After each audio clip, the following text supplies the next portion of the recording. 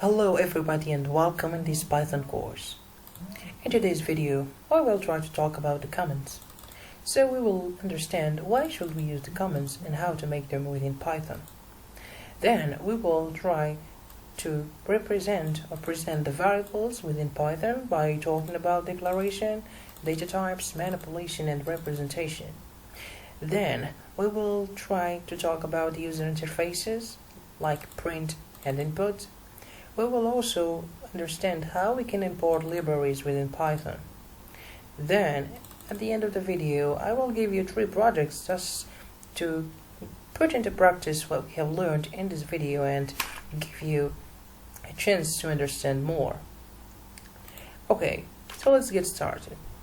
About the comments. So, why should we use the comments? Of course, comments are very interesting and very important for programmers. And especially when we are working on big projects and complex projects that need a lot of functions and thousands of code. Comments can help us to read the code without any problem and make it very easy. So we can use comments, for example, for planning and reviewing. So for example, thousands of code, we can just put a small comment that give us a small review of the code. We can also, for example, if we are working on a project that contains a lot of functions, but we implemented just a few of them and we need to implement the others in the next stage, for example. So we can put those functions that had to be implemented in a comment just to make sure we can recall that the next time. So we can use also comments in code description. For example, you made a function and above the function you will just added some blocks of comment to explain its whole behavior and give some small informations about the function. There is also the algorithmic description. For example, we're working on a function, but a part of this function was very difficult. But somehow you found the solution, and this solution may be very impressive and novel. So you can make a comment that explain the methodology that you have used to solve the problem and that explain the solution. Comments also can be relevant for debugging. Debug is the very important things for the coders. For example, you're working on a project, but when you try to run the project, it collapses due to a problem that you don't know its source.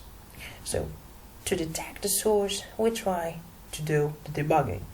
We can use comments. For example, we can comment out a block of code, and then we will try to start the project. If the project starts, this means that the block of code is the source of the problem, because when we comment out a block of code, it will not be seen by the interpreters and the compilers. So in the case of Python, it will not be seen by the interpreter. So it will not be interpreted. So you are the only one who see the comment, not the computer itself. So for example, when we comment out a block of code and we start the project and the project still not running, so this just means that this block of code doesn't contain the problem. But when we comment out the block of code and the project starts, this means that the block of code contains the source of the problem. Then we can fix it and make the project run. Comments also can contain metadata.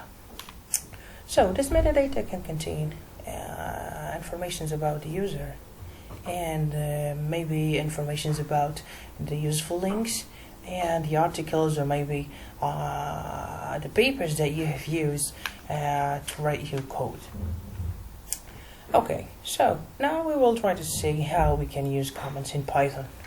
So comments can be written using two methods. So this is the first method that can help us to make comments, but just one line of comment. So this is line of comment. If we, for example, put something here, it will not be considered as a comment. So there is another way. So this way can help us to make a comment compounded by a lot of lines. So this is multi-line comment. So you can put a lot of things. So this is all about comments. Let's then move to the elementary variables. Okay, variables in Python, there are many. So about the declaration, variables fortunately in Python don't need to be declared. So when you use the variable in the first time, it will be declared instantly and immediately. So for example, this is a variable, I give it a value. So now the variable, it's ready to be used. There is nothing called the declaration. So about the data types, there are integers, real, complex, string, and boolean. Okay, so now we will try to understand how we can do that. So about integers, we have, for example, v1 equal 12, v2 equal 15, and for the real, okay, so for example, r1 equal 3.19, r3 equal 5.08, 08. Nice. For complex, okay, here for example z1 equal 13 plus 8 and 9g. Okay, for example z2 equal 14 plus 10g. Okay, string, this is s1 equal hello, s2 equal, for example, world, right? Okay, and the boolean, this is the last one. So for example, v1 equal true, v2 equal false. So those are the elementary variables that we will try to talk about this video. There are others, but I will try just to leave them for another videos. Okay, this is for the data types. How can we then manipulate these variables? We can just manipulate the variables using what we call the operators. So in Python there is a lot of kind of operators, but we will be using here the arithmetic operators, logical operators, comparison operators, and bitwise operators. So this is for addition, subtraction, multiplication, the power, division, floor division, and this is for the rest. And or in mod, this is equal, different, superior, equals, inferior or equal, inferior, strictly inferior, and strictly superior. This is for okay, this is for a left shift, this is for right shift, this is for OR and XOR, and this is not. Okay, we will try to use these operators here, try to practice them. Right? So, for example, for the sum, we will have v1 equal v2. For the multiplication, for example, v1 multiplied by v2. Okay, for the power, for example, v1 power v2. So, for example, if I say v4 equal v4 multiplied, okay, or maybe 10 power 2, this is like making 10 multiplied by 10, right? So we will do the same thing, for example, for the real. So r1 equal, for or maybe sum equal r1 multiplied by r3, right? For complex, sum equals z1 plus z2, and m equal z1 multiplied by z2. And for hello, we will for the strings, we will say s equal s1 plus s2. So Python is case sensitive. So this variable is different from this variable. Okay. So now we try to make some operations. But how can we see the result of the operations? This is the role of the user interfaces. And now we will be using print. So we will print out those values. Okay, so now we will print the multiplication and the addition and the power. Okay, let's see the results. Nice. So the addition is 27. 15 plus 12 is 27, right? This is the multiplication and this is the power. This is a very huge number. Okay, so now we will try to do the same thing for the reals, R1, R3, and maybe we will add a message. Hello, these are results, right? Okay, so these are the results. So this is okay, right? Yes, I need to display also the sum. Okay, this is their summation, right? No, this is not the summation. This is the multiplication. I'm sorry. Okay, we'll just change its name. So okay, we'll do this for the complex. So the complex, it will be a little bit different. We already know why it should be different, because in the complex we added the real part and we added the complex part, and for the multiplication, you know, it's a big calculation to do, right? So for strings, this is very important. S1, S2, or maybe we will just plot. So we'll see the result. Okay, we see here hello world.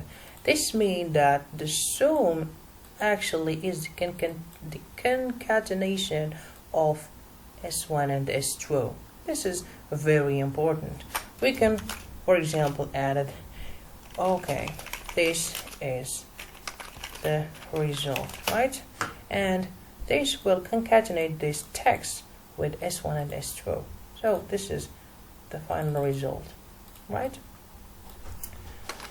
Okay, so how about the booleans? So for example, we will add another variable, for example, b3 equal 5 different from 6. So this is a logical equation, right? 5 is really different from 6, so b3 need to be true, right? Okay, let's see that. As I said, we have it true here. For example, if I say is superior or equal to 6, it will give us just false, right? So this is all about the operators. You need to put into practice the other operators, but it's the same thing. There is no problem here. Okay, so let's now talk about presentation. Okay, let's talk about the presentation now. So presentation, for example, if we have a very huge number, for example 1 million, it's not very readable here, but if we added some underscores, maybe it will be simple to read.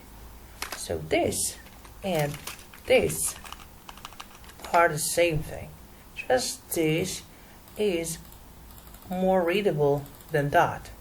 So for example, if we make print v1 v3, we will have Okay, the same thing, right? So these underscores are not will not be read by the interpreter. We can, for example,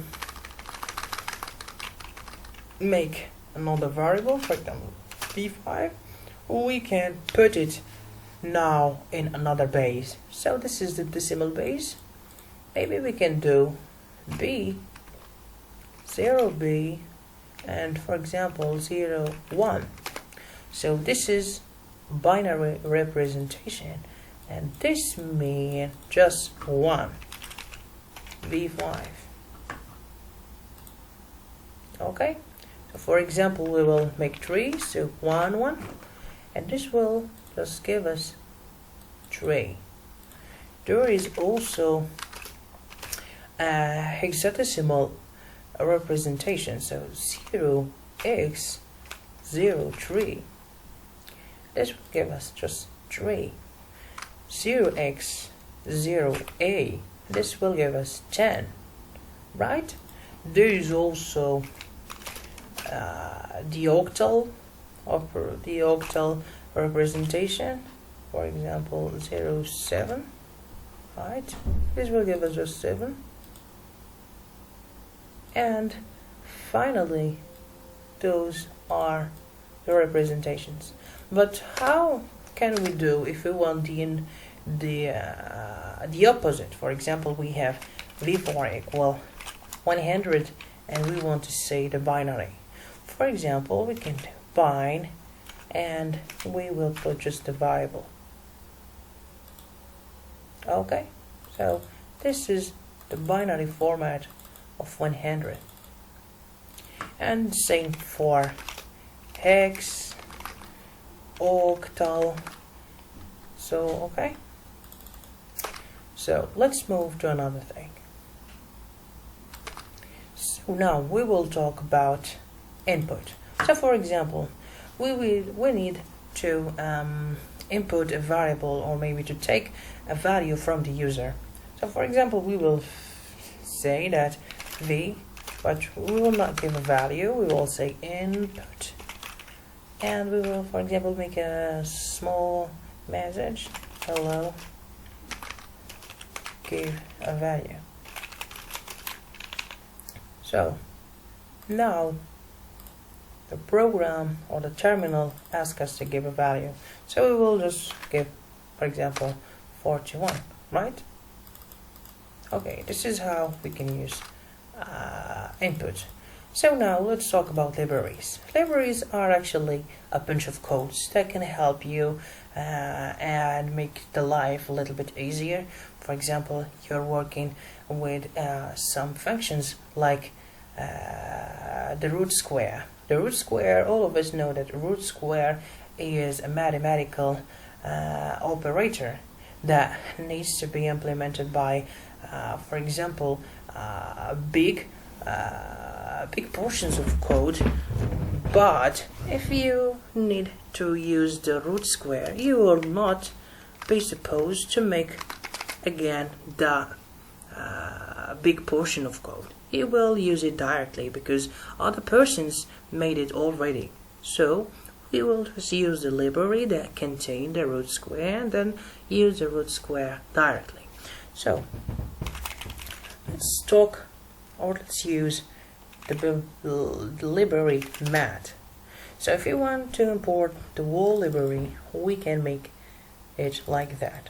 Or if we want to import a specific function, we will do from mat import root square, right? And here we can just use the function directly, root square of 9. So the result will be 3. Okay. So now I will be giving you the 3 projects. So this is the first project. So write a code that takes 3 real values from the user and do the following operations. Divide the first value by 6 using bitwise operators. multiple the second by 4 using bitwise operators. So think about shifts here. Multiply the third value by itself 2 times using power operator, calculate the sum of the 3 results, calculate the multiplication, etc. Right, this is the second project, and this is the last project. So I hope you enjoyed my video about Python. So I will try to make another videos in the next time. So stay tuned and give us a like if you appreciated the video, and please subscribe to know about our news. Thank you very much and good luck.